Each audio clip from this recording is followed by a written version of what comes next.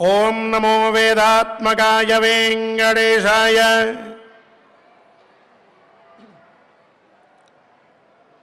సప్రేమ భీతి కమలాకర పల్లవాభ్యాం సంవాహనేపి సపది క్షమమాదధానౌ కాంతావవాంగ్మనసగోచర సౌకుమార్యౌ శ్రీవేంకటేశచరణౌ శరణం ప్రపద్యే.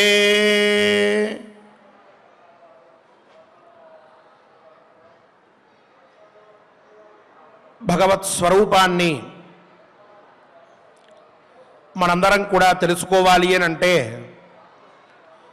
దానికి ముందు కావలసినటువంటిది చిత్తశుద్ధి. చిత్తశుద్ధి కలగాలి అని అంటే అనేక జన్మల వాసన మనల్ని పట్టి పీడిస్తూ ఉంటుంది.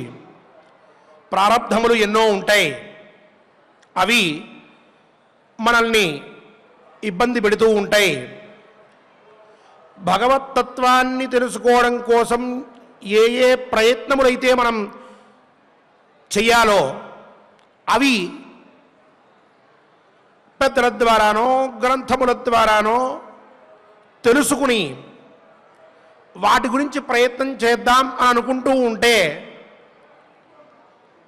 ఈ ప్రారంధములు వచ్చి మనల్ని పట్టుకుని అటువైపు మన బుద్ధిని పోకుండా మన యొక్క మార్గం అటు వెళ్లకుండా ఉండేట్టుగా, మన గమనం అటు ఉండకుండా ఉండేట్లుగా చేస్తూ ఉంటాయి. ఏదో ఒక విఘ్నం, ఏదో ఒక కష్టం, ఏదో ఒక ఆలోచన వచ్చి మనం అనుకున్నటువంటి దారిని పూర్తిగా వదిలిపెట్టేట్టుగా మనల్ని కష్టపెడుతూ ఉంటాయి. అటువంటి సమయంలో మనకి ఏకాగ్రత, సమచిత్తత, శాంతి, ధృతి, దమ, శౌచం ఇత్యాదులు కలగాలి అంటే ముందుగా కొంత చిత్తశుద్ధి మనలో ఉండాలి. దాన్ని ఆధారంగా చేసుకునే మనం మన జీవనాన్ని మంచి మార్గంలో నడుపుకుంటూ ఉండవచ్చు. ఆ చిత్తశుద్ధి కోసం ఏం చెయ్యాలి అనంటే దానికి మన పెద్దలు చెప్పినటువంటి మాట, మహర్షులు చెప్పినటువంటి మాట, మన పెద్దలు ఆచరించి చూపించిన బాట సద్గ్రంథ శ్రవణం, భక్తి మార్గంలో గమనం, ఈ రెండూ చెప్పారు. దానికి మొట్టమొదట మనం చేయవలసినటువంటి రెండు పనుల్లో మొట్టమొదటిదైన సద్గ్రంథ పారాయణం మనం శ్రీనివాసస్వామి వారి దివ్యానుగ్రహంతో ప్రతినిత్యము కూడా చక్కగా చేసుకుంటూ ఉన్నాం. దానివల్ల చిత్తశుద్ధిని పొందుతూ ఉన్నాం. ఇది భవిష్యత్తులో మనల్ని ఉత్తమమైన మార్గంలోకి పంపిస్తుంది. మనకుండేటటువంటి ఆధివ్యాధులని పోగొట్టి మన మార్గాన్ని ఇది ఇంకా స్పష్టంగా మనకి చూపిస్తుంది. ఇటువంటి దివ్యమైన అవకాశం అందరికీ కూడా దక్కేటటువంటిది కాదు. పునఃపునః నేను ఇదే మాట చెప్తూ ఉంటాను. ఇది సామాన్యమైనటువంటి యజ్ఞం కాదు, అవిచ్ఛిన్నంగా పరమాత్మ సంకల్పంతో నడిచేటటువంటి యజ్ఞం. ఇటువంటి యజ్ఞంలో మనకు కూడా భాగస్వామ్యం ఇచ్చారు శ్రీనివాస స్వామి వారు. తిరుమల తిరుపతి దేవస్థానముల యొక్క సౌజన్యంతో చక్కగా నిర్విఘ్నంగా ఇలా సభక్తికంగా నడపబడేటటువంటి ఈ పారాయణ యజ్ఞంలో ఈనాడు మనం నల మహారాజు చరిత్రలో కొన్ని విశేషాలని తెలుసుకోబోతూ ఉన్నాం. ఆచార్యుల వారితో సత్సంకల్పం చేసుకుని ఆ పైన మనం మన కథాశ్రవణంలోకి ప్రవేశిద్దాం. శ్రీనివాస స్వామి వారి అనుగ్రహాన్ని పొందుదాం. ఓం నమో వెంకటేశాయ. విఘ్నేశ్వర ధ్యానం. నమస్తే గణనాథాయ గణానాం పతగే నమః. భక్తిప్రియాజ దేవేశ భక్తేభ్యః సుఖదాయక శ్రీనివాసధ్యానం అనంతవేద సంవేద్యం నిర్దోషం గుణసాగరం అతీంద్రియన్నిత్యముక్తం శ్రీనివాసం భజే నిశం శ్రీకృష్ణధ్యానం వందే నవఘనశ్యామం పీతకౌశేజవాససం సానందం సుందరం శుద్ధం శ్రీకృష్ణం ప్రకృతేః పరం వ్యాసధ్యానం వేదవ్యాసం స్వాత్మరూపం సత్యసంధం పరాయణం శాంతం జితేంద్రియక్రోధం సశిష్యం ప్రణమామ్యహం. అథ సంకల్పః శ్రీమదాదివరాహ క్షేత్రే విరాజమానస్య జగద్రక్షణార్థమవతీర్ణస్య శ్రీమదఖిలాండకోటి బ్రహ్మాండనాయకస్య శ్రీవేంకటేశ్వర స్వామినః పరిపూర్ణానుగ్రహేణ సర్వేషాం భక్తజనానాం ఆదివ్యాధినివృత్తి ద్వారా ఆయురారోగ్యైశ్వర్యాభివృద్ధ్యర్థం సర్వారిష్టనివృత్తి ద్వారా సకల శ్రేయోభివృద్ధ్యర్థం ధర్మార్థకామమోక్షాఖ్య చతుర్విధ పురుషార్థసిద్ధ్యర్థం సమస్త పాపక్షయార్థం శ్రీ పరమేశ్వర ప్రీత్యర్థం శ్రీమన్మహాభారతే వనపర్వణి యథాశక్తి ఏకషష్టితమోऽధ్యాయాంతర్గత శ్లోకపారాయణం ఆచార్యముఖేన కరిష్యామహే. శ్రీకృష్ణ పరబ్రహ్మణే నమః.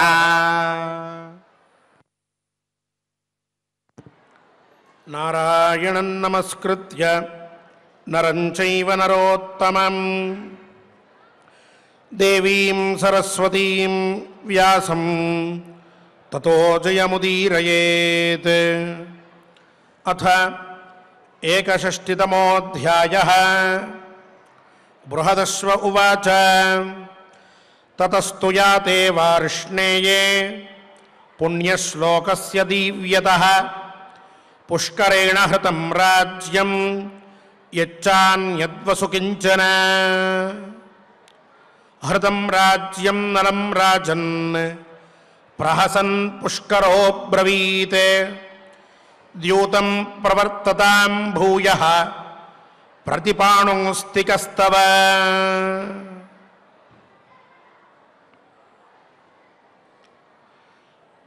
దమయంతి ఇంద్రసేనుణ్ణి ఇంద్రసేనని ఇద్దరినీ కూడా విదర్భ రాజ్యానికి వార్ష్ణేయుడితో కలిపి పంపించింది. భీమ మహారాజు దగ్గరికి తీసుకువెళ్ళాడు పిల్లలిద్దరిని. జరిగిందంతా చెప్పాడు వార్ష్ణేయుడు. ఆ పైన కొన్ని రోజులు అక్కడ ఇక్కడ తిరిగి చివరికి ఋతుపర్ణ మహారాజు అనేటువంటి మహానుభావుడి దగ్గరికి వెళ్ళి ఆయన దగ్గర తన యొక్క జీవనాన్ని గడుపుతూ ఉన్నాడు. ఇంతవరకు నిన్నటి కథాశ్రవణంలో మనం విన్నాం. ఇక ఆ పైన జరిగిన కథని బృహదశ్వ మహర్షి ధర్మరాజుతో చెప్తూ ఉన్నారు. తతస్తు యాతే వార్ష్ణేయే అంటూ. ధర్మరాజా, వార్ష్ణేయుడు వెళ్ళాడు పిల్లల్ని తీసుకుని. ఆ తర్వాత ఆ పుష్కరుడు నలుడితో జూదమాడుతూ ఉన్నటువంటి వాడు, నలుడి తమ్ముడు, సమస్త ధనాన్ని కూడా తన వశం చేసేసుకున్నాడు. రాజ్యాన్ని కూడా తను తీసేసుకున్నాడు. సమస్తము వెళ్ళిపోయింది, ఇంకేమీ లేదు. వార్ష్ణేయుడు వెళ్ళే సమయానికి ఎత్కించుతూ ఉన్నా అది కూడా ఈ పుష్కరుడు స్వీకరించేశాడు. ధన సంపదలని అన్నిటినీ కూడా పరిపూర్ణంగా హరించేశాడు. ఇంకేమీ లేదు నలమహారాజు దగ్గర. ఆ సమయంలో పుష్కరుడు నలుణ్ణి చూశాడు. బేలమొహం వేసుకుని ఉన్నాడు నలుడు. అంతా వెళ్ళిపోయింది, ఇంకేం మిగల్లేదు. ఆ సమయంలో ఒక వికృతమైనటువంటి నవ్వు నవ్వుతూ, నలా ఇంకేమన్నా ఉంటే జూదంలో పెట్టడానికి పందెంగా తీసుకొచ్చి పెట్టు, మళ్ళీ ఆడవచ్చు, తప్పేమీ లేదు అంటూ మాట్లాడాడు.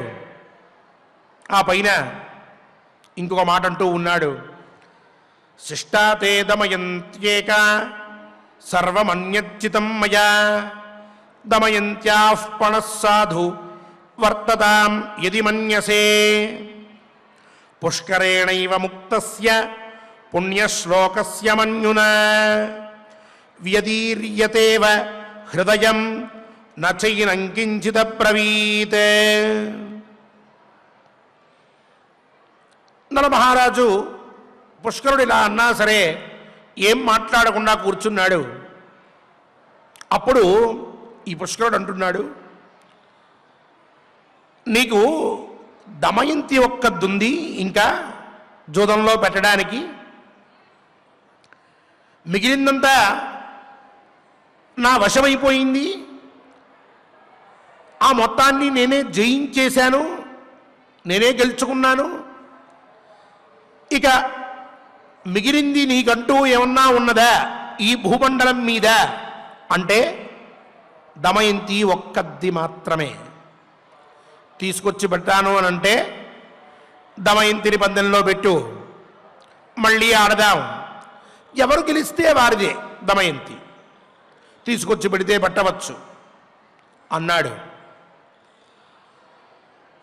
హృదయం కోసేసినట్లయింది నలుడికి. చాలా కోపం వచ్చింది, కానీ ఏం చేయలేడు. ఓ పెద్ద రంపం తీసుకొచ్చి కోసేస్తే ఎట్లా ఉంటుందో అటువంటి బాధ అనుభవిస్తూ ఉన్నాడు ఆ సమయంలో. తీసుకొచ్చి ఇప్పుడు దమయంతిని పెట్టగలడా? అది సాధ్యమయ్యేనా? కానీ పుష్కరుడు ఇట్లా అంటూ ఉన్నాడు. ఏమనాలి ఇప్పుడు పుష్కరుణ్ణి? తన దగ్గర ఏముందని మాట్లాడతాడు, ఏం మిగిలిందని మాట్లాడతాడు, ఏం గెలిచాడని మాట్లాడతాడు. ఓడిపోయినటువంటి వాడి పరిస్థితి ఆ విధంగా ఉంటుంది జూదంలో. అప్పటిదాకా ఇది ఉంది అది ఉంది అని చెప్పి బెట్టింగులు కట్టడం, లేక ఏవో ఆన్లైన్ గేమ్స్ అని చెప్పి ఆడుతూ ఉండడం మొదలు పెడతారు. ఉన్నదంతా ఊడ్చుకుపోతుంది. అప్పుడు పరాయివాడు ఏదో అంటాడు ఒక మాట,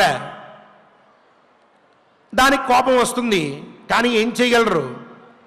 చేసిన పనే పిచ్చి పని, దాంట్లో ఓటమి, దానివల్ల వచ్చేటటువంటి బాధ, దానికి తగ్గట్టుగా అవతల వాడున్నాడని చెప్పి ఇంకా బాధ పెరగడం. ఆ సమయంలో కోపం వచ్చినా ఆవేశం వచ్చినా ఏం జరిగినా అవతల వాడిని ఏమీ చేయలేనటువంటి స్థితిలో ఉంటారు. అన్నీ కోల్పోయామనేటటువంటి బాధ ఓ పక్క బట్టి పీడిస్తూ ఉంటే, కళ్ళ ముందే ఐశ్వర్యమంతా కరిగిపోతే ఇక ఆ మాటలు ఇంకా బాధ పెడుతూ ఉంటే ఏం చేయగలరు? అవతల వాళ్ళని ఏదన్నా చేద్దామని అనుకున్నా వాళ్ళ దగ్గర శక్తి ఉంటుంది. నీ దగ్గర ఉన్నదంతా ఈరోజు వాళ్ళ దగ్గరికి వెళ్ళింది. నీ దగ్గర ఉన్నప్పుడు నువ్వు ఎంత అహంకరించావో అంతకు 2 రెట్లు అహంకరిస్తాడు. ఒకటి విజయంతో వచ్చినటువంటి అహంకారం, రెండవది నీ సంపద నీ దగ్గర ఉన్నప్పుడు ఉన్నటువంటి అహంకారం వెళ్ళి అక్కడ చేరుతుంది ఇప్పుడు, దానివల్ల వచ్చేటటువంటి అహంకారం. కాబట్టి ఏమీ చేయలేం, చాలా కష్టపడాలి. అందుకే జూదం ఆడద్దయ్యా అని చెప్పారు పెద్దలు. ఆ పరిస్థితుల్లో ఇప్పుడు ఏమీ చేయలేనటువంటి స్థితిలో నలమహారాజు అలాగే కూర్చుని ఉన్నాడు. నచైనం కించిదబ్రవీత్. పుష్కరుడు తమ్ముడు దమయంతిని తీసుకొచ్చి కూర్చోబెట్టవు అంటూ ఉన్నాడు అని అంటే ఎంత ధైర్యం ఉండాలి వాడికి. నిన్నటిదాకా దగ్గరికి రావడానికి భయపడేటటువంటి వాడు ఈనాడు ఇంత మాట అనగలిగేట్టుగా నలమహారాజే చేశాడు. ఆ బాధ ఆయనలో ఉన్నది. వీడికి ఇంత వాక్స్వాతంత్ర్యం వచ్చిందే అనుకున్నాడు. ఏమీ మాట్లాడలేకపోయాడు. తతః పుష్కరమాలోక్య నలః పరమమన్యుమాన్ ఉత్సృజ్య సర్వగాత్రేభ్యః భూషణాని మహాయశాః ఏకవాసాహ్యసంవీతః హృచ్ఛోక వివర్ధనః నిశ్చక్రామ తతో రాజా త్యక్త్వా సువిపులాం శ్రియం. ఇక ఏదైనా మహారాజు కాబట్టి అప్పటిదాకా ఒక రకమైనటువంటి యశస్సు ఉంటుంది. ఆ యశస్సు వల్ల ఓ పట్టింపు ఉంటుంది. దాంతో ఇలా ఆ పుష్కరుడు మాట్లాడిన తర్వాత నలుడు కోపంతో తన శరీరం మీద ఉన్నటువంటి ఆభరణాలన్నింటినీ తీసి అక్కడే పడేశాడు. అన్నిటినీ అక్కడ పెట్టేసి వెంటనే ఒకే ఒక బట్టను తీసుకున్నాడు. దాన్ని చుట్టుకున్నాడు. శరీరానికి ఏకవస్త్రుడై ఉన్నాడు. అప్పటిదాకా ఉన్నటువంటి ఆభరణాలు పట్టు పీతాంబరాలు ఏమీ లేవు, అన్నీ వెళ్ళిపోయినాయి. ఒకే ఒక వస్త్రంతో ఇక బయలుదేరుతూ ఉన్నాడు. అతన్ని చూసినటువంటి మిత్రులు, అనురాగం కలిగిన వారు, ఆత్మీయులు అందరూ భోరున విలపించడం మొదలుపెట్టారు, ఏడుస్తూ ఉన్నారు. బయలుదేరాడు ఆయన. దమయంత్యేక వస్త్రాథ గచ్చంతం పృష్ఠతోన్వగాత్ సతయా బాహ్యతః సార్ధం త్రిరాత్రన్నైషధో వసతే. ఆ సమయంలో దమయంతి కూడా సకల సంపదల్ని వదిలిపెట్టేసింది. వదిలిపెట్టి ఆమె కూడా ఏకవస్త్రాన్ని ధరించి వెంటనే కట్టుబట్టలతో బయలుదేరింది ఆయన వెనకాల. ఇద్దరు బయలుదేరారు.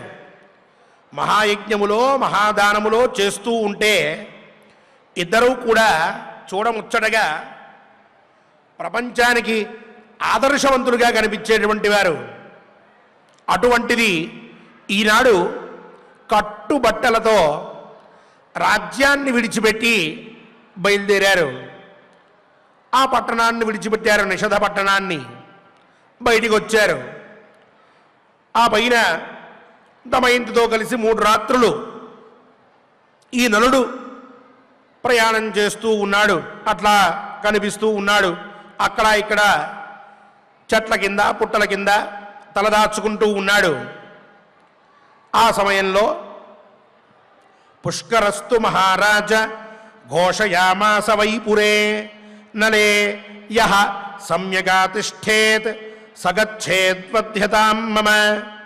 పుష్కరస్య తు వాక్యేన తస్య విద్వేషణేన చ పౌరాణ తస్య సత్కారం కృతవంతో యుధిష్ఠిరః. ఇక నలమహారాజు ఇంకా రాజ్యంలోనే ఉన్నాడు అని తెలుసుకున్నాడు పుష్కరుడు. ఏ సమయంలోనైనా తన యొక్క శక్తితోటి యుక్తితోటి ఈ నలమహారాజు నన్ను ఓడిస్తాడు, మళ్ళీ రాజ్యాన్ని పొందుతాడు. ఇటువంటి వాడు ఈ రాజ్యంలో ఉంటే రేపు నాకే ప్రమాదం. పైగా ఇతనంటే పౌరజనులకు కూడా, అంటే ఆ రాజ్యంలో ఉన్నటువంటి ప్రజలకు కూడా చాలా ఇష్టం, గౌరవం. కాబట్టి ఇటువంటి వాడిని ఎవరైనా సరే కలుసుకున్నట్లయితే, స్నేహంగా ఎవరైనా ఉన్నట్లయితే ఈ నలమహారాజుతో అటువంటి వారందరినీ చంపేస్తాను అని చెప్పి చాటింపు వేయించాడు. అప్పటిదాకా ఈ నలమహారాజు కనిపిస్తే ఎవరో ఒకరు వచ్చి కాస్త గౌరవించి తమ యొక్క ఆదరాభిమానాల్ని ఆయన మీద చూపించేవాళ్ళు ఈ చాటింపు వేయించిన తర్వాత ఎవరూ కూడా నలమహారాజు దగ్గరికి రాలేదు. చాలా పుష్కరుడికి నలుడంటే ఇంత కోపం ఉన్నదా, ఇంత ఆవేశం ఉన్నదా, ఇటువంటి నలమహారాజుని మనం గౌరవిస్తే ఆయనతో మాట్లాడితే మనకు కూడా మృత్యు వస్తుందా అని భయపడి ఎవరూ కూడా ఆయన్ని పట్టించుకోలే. వెళ్తూ ఉన్నాడు. అలా నడుచుకుంటూ చూసిన వారు చూసినట్టు మొహం తిప్పుకుని పక్కకి వెళ్ళిపోతున్నారు. అప్పటిదాకా ఆయన దర్శనం ఎప్పుడు జరుగుతుందా అని చెప్పి మహారాజు ద్వారం దగ్గర కళ్ళు కాయలు కాచేట్టుగా ఎదురు చూసేటటువంటి వారు ఒక్కసారి ఆ మహానుభావుణ్ణి చూస్తే చాలు కదా అని అనుకునేవారు. ఎంత గొప్పవాడు, ఎంత మంచి గుణములు ఉన్నాయి, ఈయనలో ఎన్నెన్ని ఉన్నాయి గుణాలు అని అనుకునేవారు. అటువంటిది రాజ్యం పోయి సంపదలు పోయి రాజాగ్రహానికి గురైన తర్వాత అలా వెళ్తూ ఉంటే ఎవరికి వారు మొహాలు తిప్పేసుకుని పక్కకి వెళ్ళిపోతూ ఉన్నారు. విధి వైచిత్రి అంటే ఇదే. ఉన్నంత వరకే అందరూ, అది కాస్త వెళ్ళిపోతే మనం మన యొక్క స్థితి, మన యొక్క గౌరవం ఏదీ మిగలదు. ఆ తత్వం బోధపడితే అన్ని సందర్భాల్లోనూ బాగానే ఉండగలం. మనం ఏదో ఒకదాన్ని చూసుకుని అహంకరిస్తే అది పోయిన తర్వాత చాలా ఇబ్బందులు పడాల్సి వస్తుంది. నలమహారాజు ఎక్కడా అహంకరించలా, ఎవరిని ఇబ్బంది పెట్టలా. అటువంటి సచ్చీనుడికే ఇటువంటి గతి పడితే ఏదో ఒక్కటి ఉన్నది కదా, ఓ విద్యో, ఓ ధనమో, ఓ రకమైనటువంటి యశస్సో, ఓ కీర్తో ఏదో ఉందని చెప్పి అహంకరించుకుపోతూ చుట్టుపక్కల ఉన్నటువంటి వారు మనుషులే కాదు అనేటటువంటి భావంతో వ్యవహరిస్తే చివరికి ప్రపంచం అలా అహంకరించినటువంటి వాడిని ఒకనాడు చూస్తుంది. ఆ చూపులు తట్టుకోలేక చాలా కష్టాలు పడాల్సి వస్తుంది. కాబట్టి సామాన్యంగా అందరం మానవులం, మనకంతా పరిమితమైనటువంటి శక్తి ఉంది. అపరిమిత శక్తి సంపన్నుడు పరమాత్మ ఒక్కడే. మనకి ఏదున్నా మనకంటే గొప్పవాడు ఇంకొకడు ఎవడో ఉన్నాడు మన ముందర, లేక ఇంకొకడు పుడతాడు మన తర్వాత. మనం మధ్యలో ఇగో పూర్వజన్మార్జిత పుణ్య విశేషంతో ఇది అనుభవించడానికి పుట్టాం. దాన్ని అంతవరకే తీసుకుంటాం. దాన్ని హృదయానికి లేక తలకెక్కించుకుని అహంకరించక ఈ ఉపాధి లేక ఈ గౌరవం, ఈ మర్యాద, ఈ పాండిత్యం, ఈ వినయం లేక ఈ విధమైనటువంటి గొప్పదనం నాలో ఉంది అని నలుగురు అంటున్నారు. అది భగవంతుడు నాకు ఇచ్చినటువంటి అనుగ్రహంగా భావిస్తాను.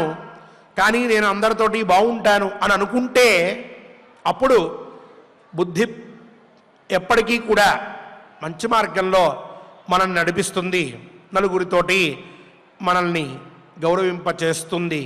నలమహారాజుకి అన్ని గుణములు ఉన్నప్పటికీ కలిదోష ప్రభావంతో ఇగో ఇలా ఎవరు చూడనటువంటి స్థితి వచ్చింది. మహాత్ముడైనటువంటి వాడికి కూడా ఈ బాధ కలిగింది అని చెప్పుకోవడమే మన తాత్పర్యం. అలా బాధపడ్డాడు. ఇక చివరికి సతథ నగరాభ్యాసే సత్కారార్హో న సత్కృతః త్రిరాత్రముషితో రాజా జలమాత్రేణ వర్తయన్ పీడ్యమానః క్షుధా తత్ర ఫలమూలాని కర్షయన్ ప్రాతిష్ఠత తతో రాజా దమయంతీతమన్వగాత్. అన్ని సత్కారములు పొందడానికి అర్హుడు నలమహారాజు. వేదాంగాలన్నీ అధ్యయనం చేసినటువంటి పుణ్యాత్ముడు, సకల యజ్ఞములు కూడా పూర్తి చేసి దైవానుగ్రహాన్ని పొందినటువంటి విశిష్టుడు, ప్రజలందరినీ కూడా కన్నబిడ్డల వలె పరిపాలించేటటువంటి యోగ్యత కలిగినటువంటి మహాత్ముడు, ఎవరిని ఏ విధంగా కూడా ఇబ్బంది పెట్టగా సమస్త జనాన్ని కూడా హృదయంలో పెట్టుకుని కాలక్షేపం చేసినటువంటి యోగ్యుడు. అటువంటి వాడు ఈనాడు ఇలా ఎవరు కూడా కనీసం వాచ నోటితో కూడా అయ్యా బాగున్నారా అని అనకుండా ఉంటూ ఉంటే చివరికి ఆ నగరాన్ని విడిచి బయటకు వచ్చాడు. 3 రాత్రులు ఉన్నాడు అక్కడ. నీటిని మాత్రమే త్రాగుతూ బ్రతుకుతున్నాడు. ఆయనతో పాటు దమయంతి కూడా ఉన్నది. ఆమె కూడా అలాగే ఉన్నది. ఆమెతోనూ ఎవరూ మాట్లాడట్లేదు. నీళ్లు మాత్రమే త్రాగుతోంది, కాలాన్ని గడుపుతోంది. చివరికి ఆకలి పట్టి పీడించింది నలమహారాజుని. సుమారుగా ఆయనకి ఆకలి అని తెలిసింది ఇప్పుడేనేమో. అటు ఇటు చూశాడు. చుట్టుపక్కల నగరం బయట అవుట్స్కర్ట్స్ అంటాం కదా, అలాంటి అవుట్స్కర్ట్స్ దగ్గరే ఏవో చెట్లు కనిపించాయి, కొన్ని పళ్ళు కనిపించాయి. లేచాడు. ఆ పళ్ళు కోసుకున్నాడు. చెట్టెక్కి అవి తిన్నాడు. ఓ 2 దమయంతికి పెట్టాడు. ఆకలి బాధ కొంత ఉపశమించింది. ఆ పైన క్షుదయాపీడ్యమానస్తు నలో బహుతిథేహని అపశ్యచ్చకునాన్ కాంశ్చిత్ హిరణ్య సదృశచ్చదానే. రోజులు గడుస్తూ ఉన్నాయి. పళ్ళు నీళ్లు ఇవి మాత్రమే ఆహారం.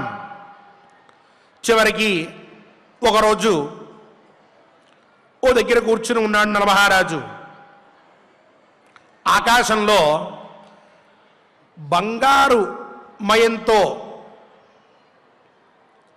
ఒక పక్షిని తయారు చేస్తే, బంగారుమయమైనటువంటి పక్షిని, అది ఎలా అయితే ఉంటుందో అలా స్వర్ణమయమైనటువంటి పక్షులు, అంటే సువర్ణ రూపాన్ని ప్రకాశించేటటువంటి కొన్ని పక్షులు బంగారు కాంతులు ఈనుతూ ఉన్నాయి. అటువంటి రెక్కలు పెట్టుకుని ఆకాశంలో అలా వెళ్తూ కనిపించాయి. ఈయన కింద ఉన్నాడు. చూచాడు. కొంతగానే వెళ్తూ ఉన్నాయి.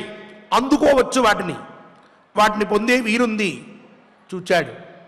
అలా వెళ్తూ ఉన్నటువంటి వాటిని సచింతయామా సతదా నిషధాధిపతిర్బలి అస్తి భక్ష్యో మమాధ్యాయం వసుచేదం భవిష్యతి తతస్తాన్ పరిధానేన వాససా సమావృణోత్ తస్య తద్వస్త్రమాదాయ సర్వే జగ్ముర్విహాయస. ఇక బాగా ఆలోచిస్తూ ఉన్నాడు. ఆ రెక్కలు బంగారమయంగా ఉన్నాయి కాబట్టి సువర్ణమే ఉంటుంది అక్కడ. ఇక్కడ వాటి మాంసం ఉన్నది, అది నాకు ఆహారం అవుతుంది. ఈ పక్షుల్ని పట్టుకుంటే ఇటేమో నాకు ఆకలి తీరడానికి పదార్థం దొరికినట్లు అవుతుంది, అటు ఆ రెక్కల్ని తీసి అమ్ముకుంటే 4 రూపాయలు వస్తాయి. వాటితోటి ఇంకో వస్తువును కొనుక్కోవచ్చు, ఒక పూటైనా భోజనం చెయ్యవచ్చు. ఇదేదో భగవంతుడు పంపించాడేమో నా కోసం అని చెప్పి అనుకున్నాడు. ఇప్పుడు ఈ పక్షుల్ని పట్టుకోవాలి అని అనుకున్నాడు. వెంటనే అటు ఇటు చూశాడు. వలలు ఇవి ఏమీ దొరకవక్కడ, అరణ్యంలో ఉన్నాడు. అందుకని తన శరీరానికి ఇందాక పుష్కరుడి దగ్గర అన్ని ఆభరణాలు తీసేసి ఒక వస్త్రాన్ని మాత్రమే కట్టుకుని బయటకు వచ్చాడని చెప్పుకున్నాం. ఆ వస్త్రాన్ని తీసేశాడు. శరీరం మీద ఏ వస్త్రాలు లేవు, అదొక్కటే ఉన్నది. వాటిని పట్టుకోవాలి అని అంటే సమయం అయిపోతోంది, ఇంకొకటేది కనిపించదు, ఇక్కడ దొరకదు. అందుకని ఆలోచించి తను కట్టుకున్న ఒక్క బట్టని బయటికి తీశాడు. తీసి ఆ ఉత్తరీయాన్ని పక్షుల మీదకి విసిరాడు. వాటితో పట్టుకుని వాటన్నింటినీ కూడా లాగి ఆ పైన ఆ మాంసాన్ని భుజించి మిగిలినటువంటి ఆ రెక్కల్ని ఎక్కడో అమ్ముకునే బంగారం ఏమో అవి అమ్ముకుంటే రూపాయి వస్తుంది కదా అని ఆశ వేసేశాడు. వెంటనే ఆ పక్షులు ఈ వస్త్రాన్ని గట్టిగా పట్టుకుని పైకి వేశాడు. ఒక్కసారి ఆ బరువుకు కింద పడతాయేమోనని అలాగే తీసుకుని ఆకాశంలోకి ఎగిరిపోతూ ఉన్నాయి. ఎంత ఘోరం, ఎంత అన్యాయం! శరీరం మీద బట్టలేదు, ఏకవస్త్రుడై ఉన్నాడని చెప్పుకున్నాం, వెళ్ళిపోయినాయి ఆ పక్షులు. వెళ్తూ వెళ్తూ ఉత్పతంతః ఖగావాక్యం ఏతదాహుస్తతో నలం దృష్ట్వా దిగ్వాససం భూమౌ స్థితం దీనమధోముఖం వయమక్షాః సుదుర్బుద్ధే తవ వాసో జహీర్షవః ఆగతా నహి నః ప్రీతిః సవాససి గతే త్వయి. వెంటనే ఆ పక్షులన్నీ నలుడిని చూశాయి, కింద ఉన్నటువంటి వాడిని. దిగంబరుడై ఉన్నాడు నలుడు. దైన్యం ఆవహించింది, శరీరం అంతా కంపించిపోతూ ఉన్నది. అధోముఖంగా ఉన్నాడు, తలెత్తుకుని చూడలేకపోతూ ఉన్నాడు వస్త్రం లేకపోవడం వలన. అటువంటి నలుణ్ణి చూసి ఆ పక్షులు అంటున్నాయి, సుదుర్బుద్ధే, దుర్బుద్ధే, ఓ బుద్ధిహీనుడా, నువ్వు కట్టుబట్టలతో వెళ్ళిపోతూ ఉంటే మాకు సంతోషంగా లేదు, ఆ బట్ట కూడా నీకు మిగలకూడదు, నీదంటూ నీ దగ్గర ఏమీ లేకుండా ఉంటేనే మాకు సంతోషం కలుగుతుంది. అందుకనే నీ బట్టలు అపహరిద్దాం అన్న ఉద్దేశ్యంతో పక్షుల రూపంలో వచ్చినటువంటి పాచికలం మేము. నువ్వేమో పక్షులు అనుకున్నావు మమ్మల్ని చూసి, మేం పక్షులం కాదు, పాచికలం. ఇప్పుడు మాకు చాలా సంతోషంగా ఉన్నది, నీ దగ్గర ఏమీ లేదు, ఇప్పటి వరకు ఒక వస్త్రమైనా ఉండేది, ఇప్పుడు అది కూడా లేదు, అలాగే ఉండు, ఇప్పుడు నిన్ను చూస్తే మాకు చాలా సంతోషంగా ఉంది, ఇది నువ్వు ఉండవలసినటువంటి స్థితి అని చెప్పన్నాయి. ఖిన్నుడైపోయాడు మహానుభావుడు, బాధపడిపోయాడు. ఆ కలి పాచికల్లో ఆవహించాడు అని చెప్పుకున్నామే, ఆ కలి చేస్తున్నటువంటి మాయ ఇదంతా కూడా. పక్షుల రూపంలో రావడం ఏమిటి, బంగారు రెక్కలు ఉండవేమిటి, సువర్ణమయమైనటువంటి స్వరూపం ఏమిటి, అవి చూసి ఈయన ఆశపడ్డమేమిటి, వాటి మీదకి వస్త్రం వేయడమేమిటి, అవి ఆ వస్త్రాన్ని పైకి తీసుకుని వెళ్తూ ఉండడమేమిటి, విధి విచిత్రం కాకపోతే. ఇలా అనేటప్పటికీ తాన్ సమీపగతానక్షాన్ ఆత్మానంచ వివాససం పుణ్యశ్లోకస్తదా రాజన్ దమయంతి మథాబ్రవీతే. వెంటనే తన సమీపంలో ఉన్నటువంటి పాచికల్ని చూశాడు, ఆ పక్షులు లాంటి వాటిని. వెంటనే తన మీద వస్త్రాలేమీ లేవు, దిగంబరుడైపోయి ఉన్నాడు. ఆ సమయంలో ఇక ఏమీ పాలుపోవట్లేదు. ఎక్కడికి ప్రయాణం, గమ్యం లేనటువంటి ప్రయాణం మొదలైంది. ఎక్కడికో తెలియదు, ఎందుకో తెలియదు, ఏం చెయ్యాలో తెలియదు. ఈ లోపలే ఆ పుష్కరుడు ఊరంతా చాటింపు వేయించాడు, రాజ్యమంతా అందరికీ వినేట్టుగా చేశాడు, ఎవరు మాట్లాడవద్దు నలుడితో అంటూ. అరణ్యానికి వస్తూ ఉన్నాడు,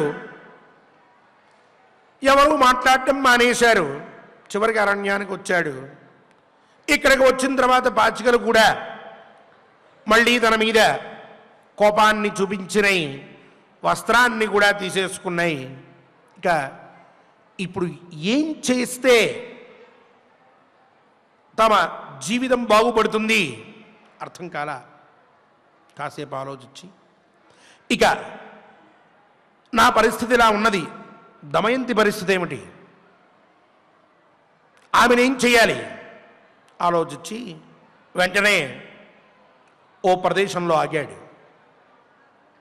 అక్కడ దమయంతికి కొన్ని మార్గాలు చూపిస్తూ ఉన్నాడు. ఇలా అయితే బాగుంటుంది, అలా అయితే బాగుంటుంది, వాళ్ళు అక్కడుంటారు, వీళ్ళు అక్కడుంటారు అంటూ అన్యాపదేశంగా దమయంతికి ఒక విషయాన్ని చెప్దామని ప్రయత్నం చేస్తూ ఉన్నాడు. తన నిర్ణయాన్ని ఆవిడికి తెలియజేసి అలా ఆవిడ చేసేట్టుగా చూద్దామని అనుకుంటూ ఉన్నాడు. దమయంతి సనాతన సంప్రదాయంలో ఒక మహిళ ఎలా ప్రవర్తిస్తుందో ఒక భార్య ఏ మాటలు మాట్లాడుతుందో అటువంటి మాటలే ఆ నలమహారాజుతో కూడా మాట్లాడి ఆయన్ని ఊరడించింది. అవి ఎటువంటి మాటలో, ఈయన ఆవిడికి ఎటువంటి మార్గాలు చూపించాడో రేపటి కథాశ్రవణంలో మనందరం కూడా విందాం. ఈ శ్లోకములని పారాయణ చేసుకుని ఆ పైన గోవిందనామ సంకీర్తనాన్ని అందరం కలిసి చేసుకుందాం. ఓం నమో వెంకటేశాయ. ఓం నమో వెంకటేశాయ. ఈ నలదమయంతులు ఇరువురు కూడా అడవుల పాలు ఏ విధంగా అయ్యారు, ఆ నలమహారాజుకి వచ్చినటువంటి కష్టమేమిటి అనేటటువంటి విషయాలను మనం చక్కగా ఆచార్యుల వారి ద్వారా మనం తెలుసుకున్నాం.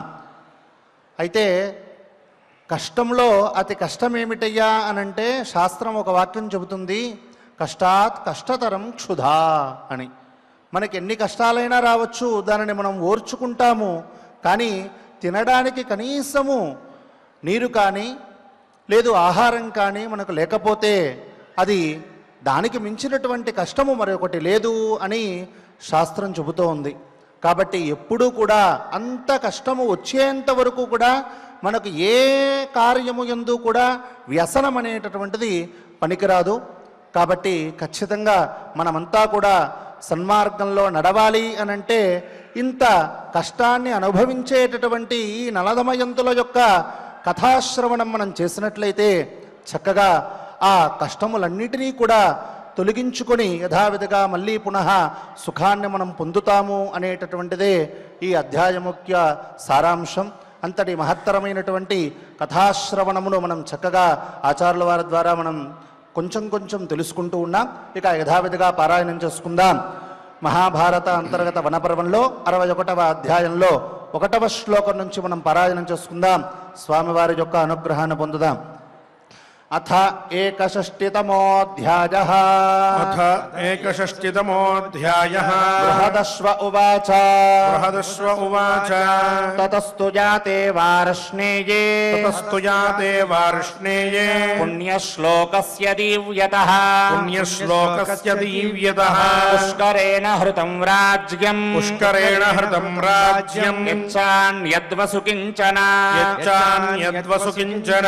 హృతరాజ్యం నలం రాజన్. హృతరాజ్యం నలం రాజన్. ప్రహసన్ పుష్కరో బ్రవీత్. ప్రహసన్ పుష్కరో బ్రవీత్. యూతం ప్రవర్తతాం భూజః.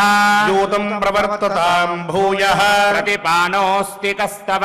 ప్రతిపాణోస్తి కస్తవ. శిష్టతేదమగంత్యేకా. శిష్టాతే దమయంత్యేకా. సర్వమన్యజ్జితం మయా. సర్వమన్యజ్జితం మయా. దమగంత్యాః పనః సాధు. పణయంత్యాః పణః సాధు. వర్తతాం యది మన్యసే. వర్తతాం యది మన్యసే. పుష్కరేణైవ ముక్తస్య. పుష్కరేణైవ ముక్తస్య. పుణ్యశ్లోకస్య మన్యునా. పుణ్యశ్లోకస్య మన్యునా. యదీర్యతేవ హృదయం.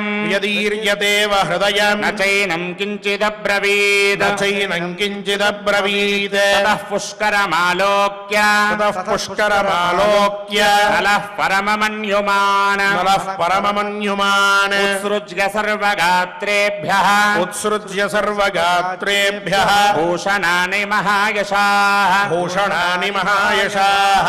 ఏకవాసాహ్య సంవీతః. ఏకవాసాహ్య సంవీతః. సుహృచ్ఛోక వివర్ధనః. సుహృచ్ఛోక వివర్ధనః. నిశ్చక్రామ తతో రాజా. నిశ్చక్రామ తతో రాజా. త్యక్త్వా సువిపులాం శ్రియం. త్యక్త్వా సువిపులాం శ్రియం. దమయంత్యేక వస్త్రాథ. దమయంత్యేక వస్త్రాథ. గచ్చంతం పృష్ఠతోన్వగాద్. గచ్చంతం పృష్ఠతోన్వగాత్. తతజాబాహ్యతః సార్ధం. సదయాబాహ్యదః సార్ధం. త్రిరాత్రం నైషధో వసత్.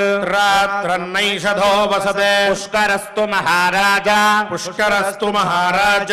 ఘోషయామాస వైపురే. ఘోషయామాస వైపురే. నరేయః సమ్యగాతిష్ఠేత్. నరేయః సమ్యగాతిష్ఠేత్. సగచ్చే स्वगच्छेद्वध्यताम् मम स्वगच्छेद्वध्यतां मम पुष्करस्य तु वाक्येन पुष्करस्य तु वाक्येन तस्य विद्वेषणेन च तस्य विद्वेषणेन च पौराणतस्य सत्कारम् पौराणतस्य सत्कारम् कृतवन्तो युधिष्ठिर कृतवन्तो युधिष्ठिर तथा नगराभ्यासे तथा नगराभ्यासे सत्कारार्हो न सत्कृतः सत्कारार्हो न सत्कृतः रात्रमुषितो राजा रात्रमुषितो राजा जलमात्रेण वर्तयन् जलमात्रेण वर्तयन् पीड्यमानः क्षुधा तत्र पीड्यमानः क्षुधा तत्र फलमूलानि कर्षयन् फलमूलानि कर्षयन् प्रातिष्ठत ततो राजा प्रातिष्ठत ततो राजा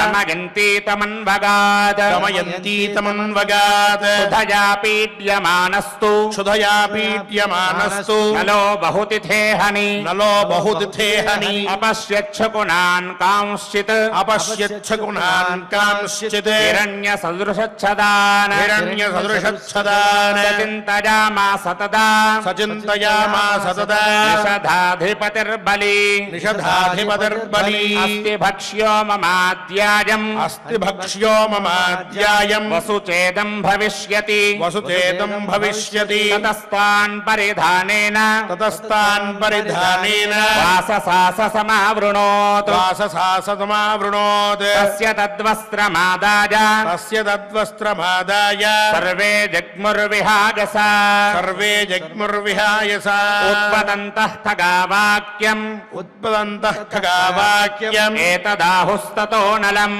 एतदाहुस्ततो नलम् दृष्ट्वा दिग्वासनम् भूमौ दृष्ट्वा दिग्वाससं भूमौ स्थितम् दीनमधोमुखम् क्षुतम् दीनमधोमुखम् वयमक्षास्सु दुर्बुद्धे वयमक्षास्सु दुर्बुद्धे तव वासो जिहीर्षवः तव वासो दुहीर्षवः आगता न हि नः प्रीतिः आगता न हि नः प्रीतिः सवाससि गते त्वयि सवाससि गते त्वयि तान् समीपगतानक्षान्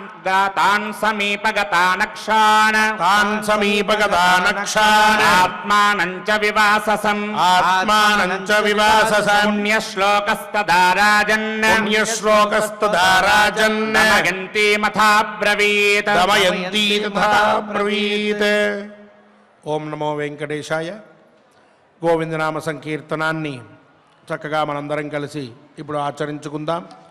అన్నమాచార్య ప్రాజెక్ట్ కళాకారులందరూ కూడా సంసిద్ధులై ఉన్నారు. ఎం రవిచంద్ర గారు మరియు ఇతర కళాకారులు కళాకారిణులు అలాగే వాయిద్య బృందము అందరూ కూడా సభక్తికంగా స్వామివారి నామ సంకీర్తనం చేస్తారు. మనం కూడా వారితో కలిసి గోవింద గోవింద అంటూ స్వామివారిని కీర్తిద్దాం, ఆయన అనుగ్రహాన్ని పొందుదాం.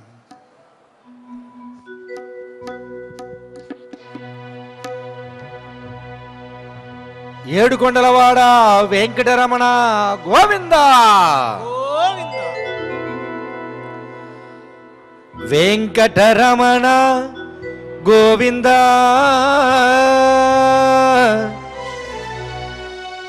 సంకటహరణ గోవింద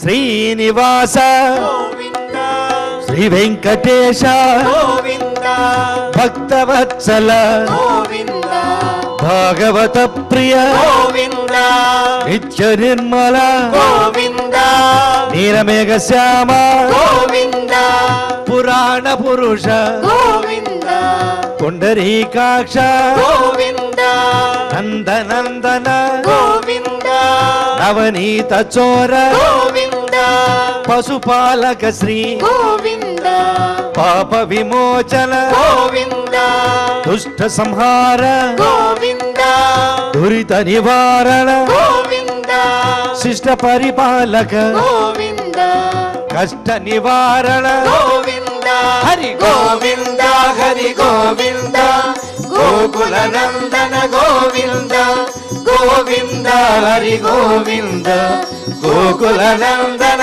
గోవింద.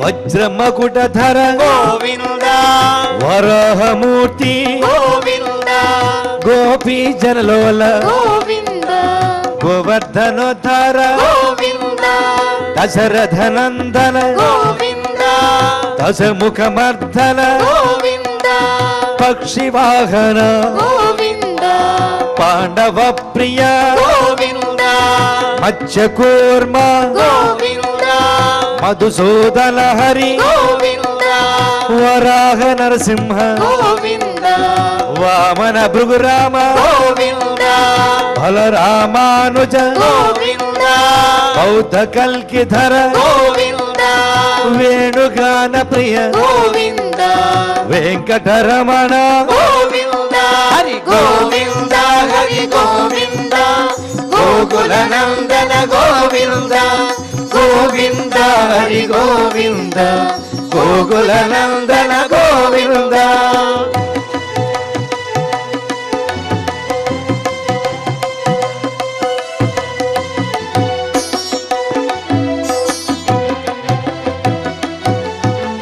సీతానాయక గోవింద శ్రిత పరిపాలక గోవింద దరిద్ర జన పోషక గోవింద ధర్మ సంతాపక గోవింద అనాథ రక్షక గోవింద ఆపద్బాంధవ గోవింద శరణాగత వత్సల గోవింద కరుణాసాగర గోవింద కమల దళాక్ష గోవింద కామిత ఫలద గోవింద పాప వినాశక గోవింద పాహి మురారే గోవింద శ్రీముద్రాంకిత గోవింద శ్రీవత్సాంకిత గోవింద ధరణి నాయక గోవింద దినకర తేజ గోవింద హరి గోవింద హరి గోవింద గోకుల నందన గోవింద గోవింద హరి గోవింద గోకుల నందన గోవింద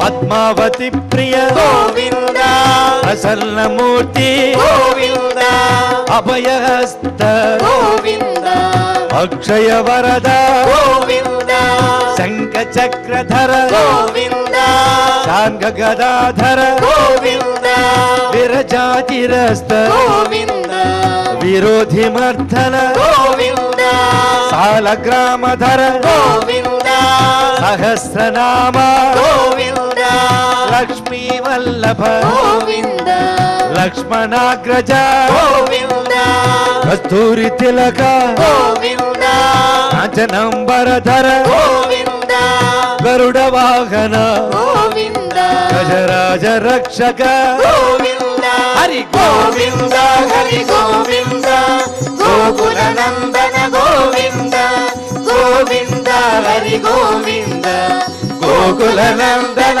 గోవింద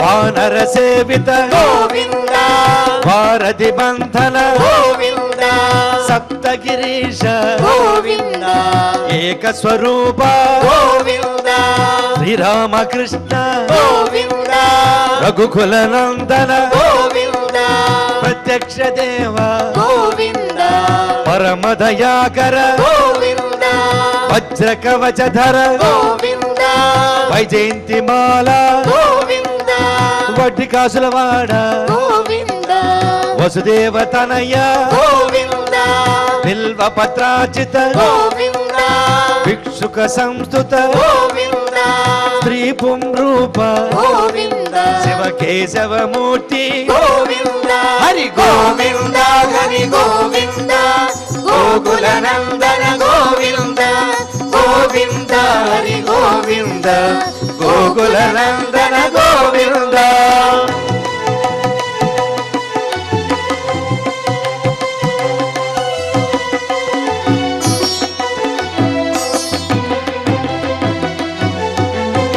బ్రహ్మాండ రూప గోవింద భక్త రక్షక గోవింద నిత్య కళ్యాణ గోవింద నీరజనాభ గోవింద అధిరామ ప్రియ గోవింద హరి సర్వోత్తమ గోవింద జనార్దన మూర్తి గోవింద జగత్సాక్షి రూప గోవింద అభిషేక ప్రియ గోవింద అపన్నివారణ గోవింద రత్న కిరీట గోవింద రామానుజనుత గోవింద స్వయం ప్రకాశ గోవింద ఆశ్రిత పక్ష గోవింద నిత్య శుభప్రద గోవింద నిఖిల లోకేశ గోవింద హరి గోవింద హరి గోవింద గోకుల నందన గోవింద గోవింద హరి గోవింద గోకుల నందన గోవింద